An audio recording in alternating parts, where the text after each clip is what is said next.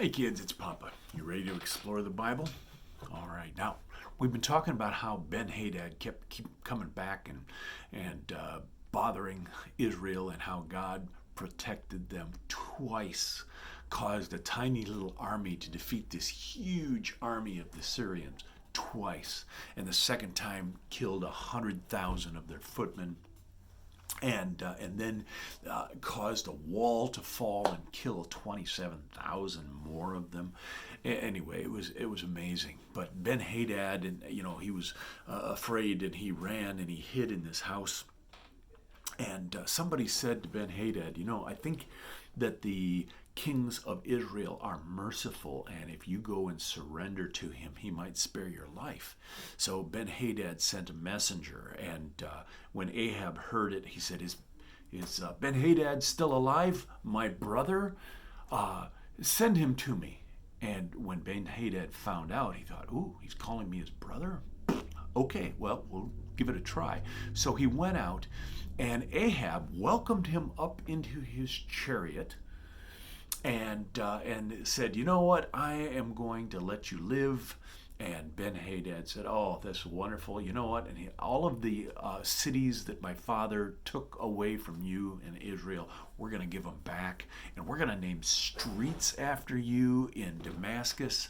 And Ahab was like, oh, I have won. I am victorious. And I'm going to be merciful to Ben Hadad. And see, the thing is, he hadn't won. It was God that won. It wasn't his decision to make. It was God's decision to make. And all of those things that he did out of pride and not out of worship to God. And so we find that a prophet of God stepped up. And I want you to see in verse 35. Now we've turned to 1 Kings chapter 20. Did I say that? I don't know if I did or not. Turn to 1 Kings chapter 20. Now I've said it. And let's take a look at what happened with this prophet. Now there's an interesting story behind this. Notice what it says in verse 35. 1 Kings chapter 20, verse 35. And a certain man of the sons of the prophets said unto his neighbor in the word of the Lord. Okay, now he's doing this in the word of the Lord. Smite me, I pray thee. And probably, hit me with a sword, cut me, maybe hit me in the face and bruise my face. I'm not sure exactly how, but notice that the man refused to smite him. And verse 36, then he said, because thou hast not obeyed the voice of the Lord, behold, as soon as thou art departed from me, a lion shall slay thee.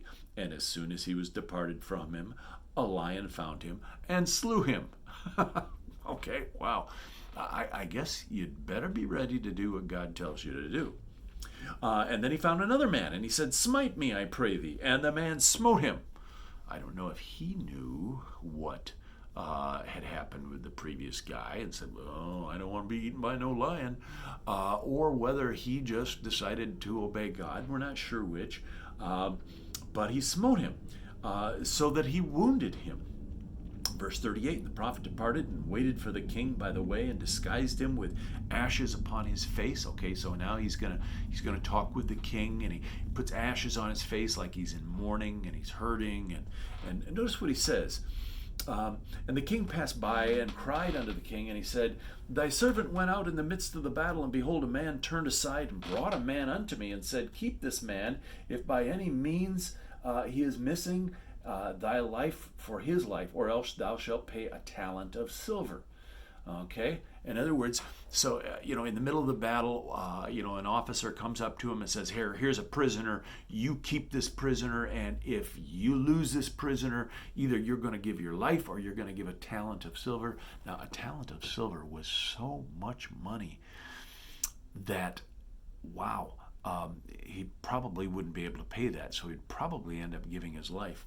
So he tells this to the king, and so the king, in verse 40, and as thy servant was busy here and there, he was gone. And the king of Israel said unto him, so shall thy judgment be.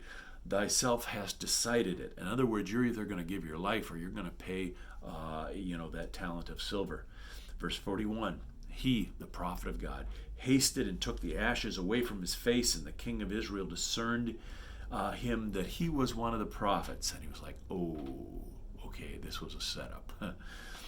Notice verse 42, and he said unto him, Thus saith the Lord, because thou hast let go out of thy hand a man whom I, God, had appointed unto utter destruction, therefore thy life shall go for his life, and thy people for his people. Okay? In other words, because you let him go, because you let him live, and God had decided that he was going to die, you're going to give your life because of it. And we're going to see that he does. So, anyway, what have we learned from this? Well, we've learned that when God tells us something, we had better do it. Okay? The consequences of not doing it are going to be pretty rough. And so let's obey God. But also, when we have seen the grace of God on numerous occasions. Now, Ahab had seen how God had called fire down from Mount Carmel. Ahab had seen how that Elijah prayed and there started to rain. And now Ahab had seen how God protected him and gave his army victory twice. And yet we find that he still lifted himself up in pride. And so twice we find that many times Ahab messes up. So when God has shown us his goodness, we had better respond with worship. And when we, instead of responding in worship, respond in pride, God's going to have to judge that. So, hey, anyway, love you guys. We'll see you later. Bye.